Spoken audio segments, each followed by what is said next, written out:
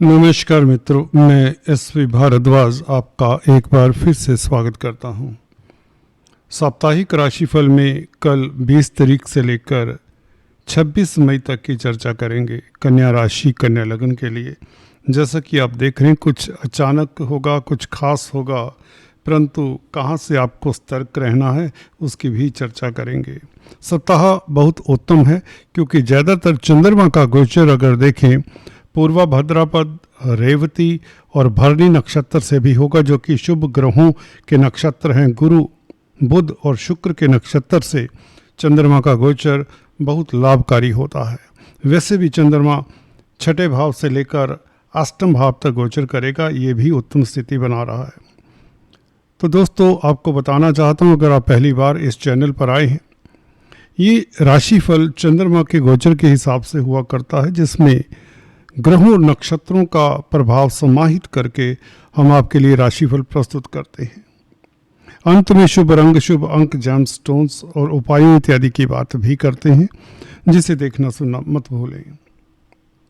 दोस्तों, आर्थिक पक्ष की खास चर्चा होती है, नौकरी, व्यापार की, परिवार की, दाम्पत्य जीवन की, लव लाइफ की, शेयर स्टॉक मार्केट में जो कामकाज करते हैं, आपके सेहत तंदुरुस्ती की बात होती है, रोज़मर्रा के जो छोटे बड़े इशू रहते हैं उनकी भी चर्चा करते हैं। तो चलिए शुरुआत करते हैं। क्या कहते हैं सितारे? कल 20 तारीख से लेकर 22 तारीख दोपहर तक चंद्रमा, जैसा कि आप देख रहे हैं, राहु के साथ होगा, परंतु छठे भाव का चंद्रमा मैं अक्सर आपको बताता आया हूँ बहुत बली होता है। यहाँ पर राहु का ग्रहण दोष कोई काम नहीं करेगा। वो इसलिए भी क्योंकि चंद्रमा के ऊपर गुरु की दृष्टि है, राहु के ऊपर गुरु की दृष्टि है। गुरु की नवम दृष्टि ये रहेगी राहु और चंद्रमा के ऊपर। इस अवधि में वैसे भी आपको बताना चाहता हूँ, बहुत सुखद परिवर्तन हुए हैं आपके लिए। खासकर राहु का छठे भाव में आना कल से 18 तारीख से प्रवेश कर चुके हैं राहु यहाँ पर। आपके लिए ये ऐसा योग बना है जो 1.5 साल के लिए, 18 महीनों के लिए राहु का छठे भाव में आना आपकी शनि की कमी को पूरा करेगा। शनि जो छठे भाव में थे, आपको काफ़ी आदि व्याधियों से भी बचाए हुए थे और आपकी तरक्की के रास्ते भी प्रशस्त किए जा रहे थे। हो सकता है कुछ जातकों के लिए शनि का पीरियड, जिनके छठे भाव में क्रूर ग्रह होते हैं, उनके लिए हल्का सा नसाज गया हो, नहीं तो शनि आपके लिए 2.5 साल राजयोग कारक रहे हैं, कुछ न कुछ उपलब्धि दे गए होंगे। अब राहु का जिम्मा है, क्योंकि शनिवत राहु कहते हैं, और राहु, केतु, शनि इत्यादि जो भी ग्रह क्रूर ग्रह हैं छठे भाव में अच्छा फल देते हैं। सो डोंट वरी, राहु छठे भाव में अच्छा है। और इस सप्ताह कैसा फल देती है इसके ऊपर सीधे आते हैं।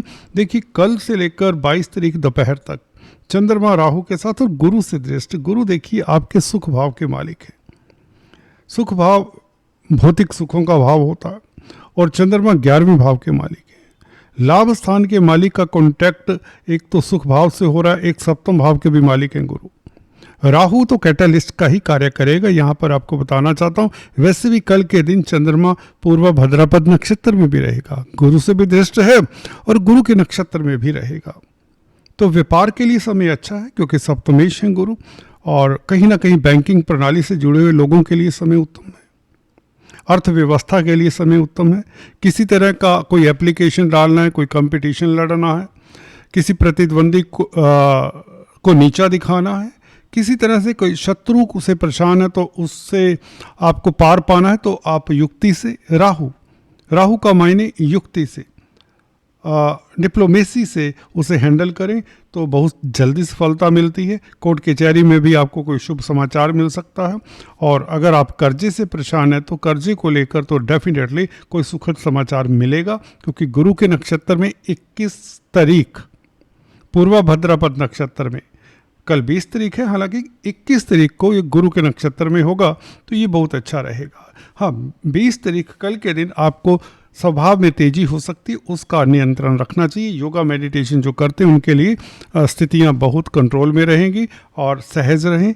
कोई किसी ऐसी बात के ऊपर रिएक्ट ना करें जो आपको लगे कि अफवाह है या आपके कंपटीटर्स द्वारा बताई गई है, आपके किसी कोलीग द्वारा बताई गई है। So do not react at work place. कल के दिन तेजी में कोई डिसीजन नहीं लेना। कल के दिन 21-22 तारीख दोपहर तक ये राजयोग कारक पीरियड है। गुरु के नक्षत्र में चंद्रमा 21 तारीख खासकर, 22 तारीख भी अच्छा है क्योंकि शनि के नक्षत्र में उत्तरा भाद्रपद नक्षत्र में दोपहर तक एटलीस्ट लाजवाब है स्थितियाँ आपके लिए। आप शत्रुहंता रहेंगे। कोई खुशी, जी हाँ, घर परिवार में कोई खुशी का माहौल, कोई गहमी गेस्ट का आना जाना भी लगा रहेगा। इस तरह के यहाँ पर योग बनते हैं। धन की स्थिति अच्छी रहेगी और क्योंकि सप्तमेश है गुरु, तो व्यापार अच्छा रहेगा, रोज़मर्रा की आमदन बढ़ेगी और अदालती मसलों में खास आपकी विजय बनी रहेगी। आपका तेज प्रभाव कहीं तो बना रहेगा समाज में। 22 तारीख तक दिन बहुत उत्तम है और कहीं ना कहीं एंजॉयमेंट के लिए भी आपके पास समय होगा, फैमिली के लिए भी आपके पास समय होगा। 22 तारीख दोपहर से लेकर 23 तारीख 24 तारीख तक की बात करें तो चंद्रमा शनि शुक्र के साथ, देखिए शनि शुक्र के साथ चंद्रमा, देखिए शुक्र तो आपके धन भाव के मालिक हैं, भाग्य स्थान के मालिक हैं।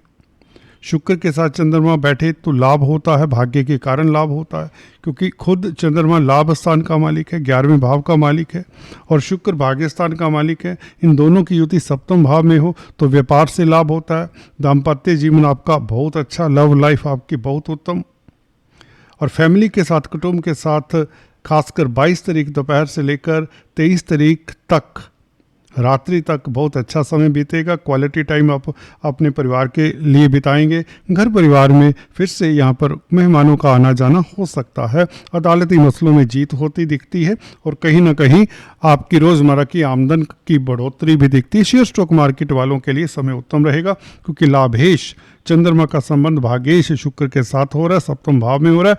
अगर आप शेयर स्टॉक मार्केट का बिजनेस करते हैं या कोई भी व्यापार करते हैं तो ये बहुत अच्छी स्थिति है। 23 तारीख को खासकर जब बुध का राशि परिवर्तन होगा, नोट करें इस सप्ताह एक और बड़ा परिवर्तन है। बुध का राशि परिवर्तन दोस्तों, बुध 23 तारीख को कहाँ चला जाएगा? सूर्य के साथ बुध आदित्य राजयोग बनाएगा।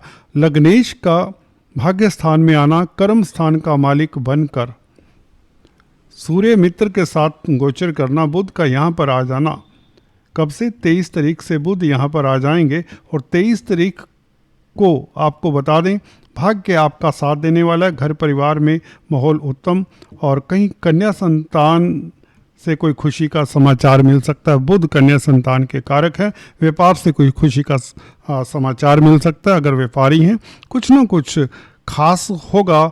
बुध के इस परिवर्तन के साथ हो सकता है ये 23 तारीख की हो जाए क्योंकि 23 तारीख रेवती नक्षत्र में चंद्रमा आपके सप्तम भाव में गोचर कर रहा है। सप्तम भाव दाम्पत्य जीवन का है।